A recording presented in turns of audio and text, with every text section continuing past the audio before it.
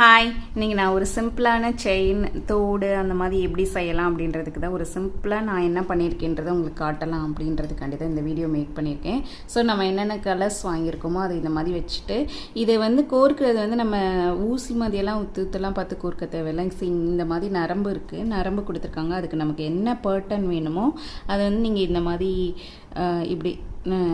இப்படி செஞ்சுட்டு நமக்கு எவ்வளோ எந்த மாதிரி உங்களுக்கு ஃபார்மேட் வேணுமோ அது மாதிரி நீங்கள் மேக் பண்ணிக்கலாம். ஸோ நான் ஒரு சின்ன ஒரு ஒரு செயின் தான் இங்கே மேக் பண்ணி வச்சுருக்கேன். இதையும் இதை பாருங்கள், ரொம்பவே அழகாக இருக்கும். இதை நம்ம இப்படியே இது பண்ணாமல் இன்னும் இதை வேறு எப்படியெல்லாம் பண்ணலாம் அப்படின்னா இந்த மாதிரி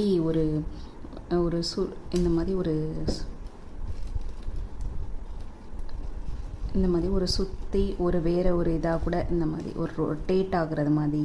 ஸோ இந்த மாதிரி நம்ம டிஃப்ரெண்ட்டாகவும் நம்ம இது பண்ணிக்கலாம். அந்த மாதிரி செய்கிறப்ப ஒரு பியூட்டிஃபுல்லாக நம்மளாகவே ஒரு செயின் மேக் பண்ணுறது மாதிரி இருக்கும். இதை நார்மலாக ஒரு சிம்பிளாக காட்டுறது எப்படி பண்ணலாம் அப்படின்றதுக்கு தாண்டி தான் இந்த வீடியோ மேக் பண்ணி காட்டியிருக்கேன்.